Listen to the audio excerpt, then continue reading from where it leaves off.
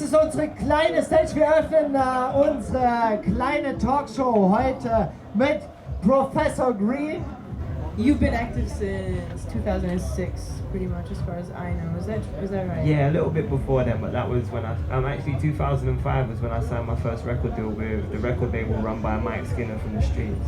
Yeah, but that didn't go very well. No, it was although it was an independent, it was financed by a major, Warner Music. They pulled the finance. Wasn't it later bought by Warner? Was it not independent first and then? No, it was first financed by Warner. Oh, okay. So it wasn't really an independent. And when the financing was withdrawn, I got stuck at Warner for a year.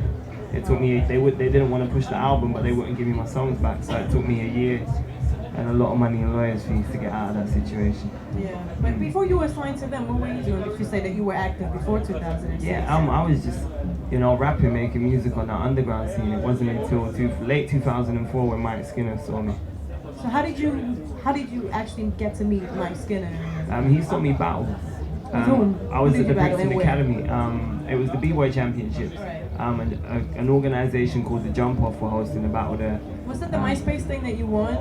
That come later on. That was when I battled Stig. But that come later on after the whole Skinner situation. But yeah, he saw me battle. He took me on tour and I battled at every stop of the tour.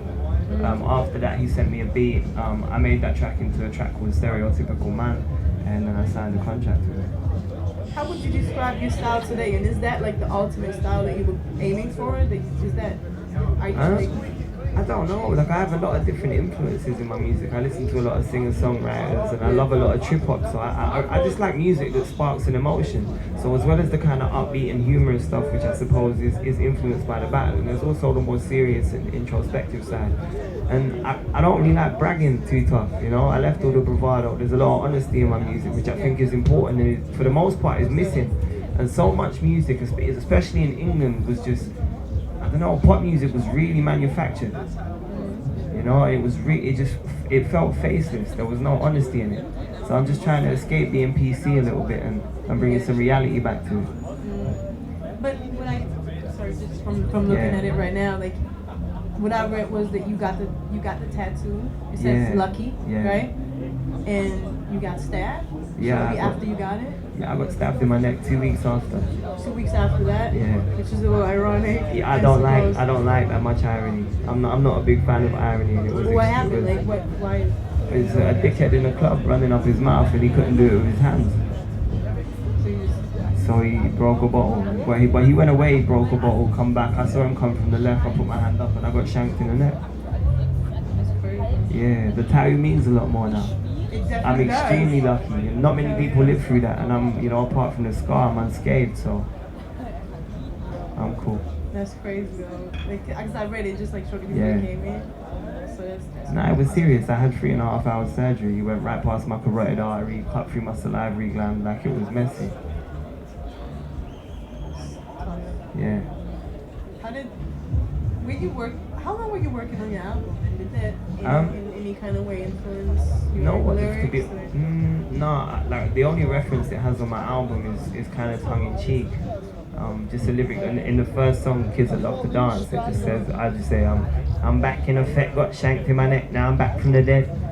And adjusted has been hard. I can't give a shit, man. Chicks dig scars, so it's it's making light of it. It's not, I don't like to dwell on the negative too much. How long have you been working on the album? It didn't really. A lot of it come about in the last 6 months.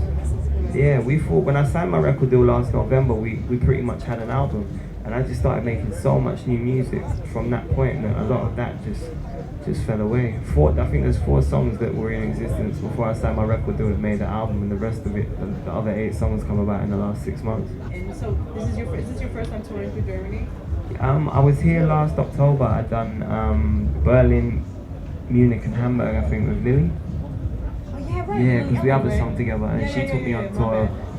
We done one festival in England, then we done the European tour, which is when I come here. We toured the whole of England, and also I went and done the Big Day Out in Australia with her. And that was she was just bringing me out in the middle of her set to perform one of my songs and the song that we done together. So, that made me grow some chest hairs. So this is one topic you're making your splash. Are you gonna keep touring? Is there any tour plans? Hopefully, I think the album comes out here in September, and we're only just beginning to push buttons over here. So just depending on what the reaction is. Yeah, I hope so. I was gonna ask. The album is called Alive Till I Die. Alive Till I'm Dead, which is, you know, it's not just stating the obvious. It's just an ode to actually living life, and while you're alive, living it. A lot of people just plod along, you know, stuck in jobs that they hate and shit. I'm just trying to have fun with mine. All right. Well, hope you have fun here then, and thanks for the interview. Cool, no problem. Thank you. Bye. Ah, das war's! Yeah!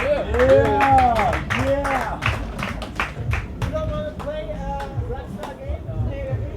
You don't want? Hast du noch laufen? Oder hast du schon ausgemacht? Ah, okay.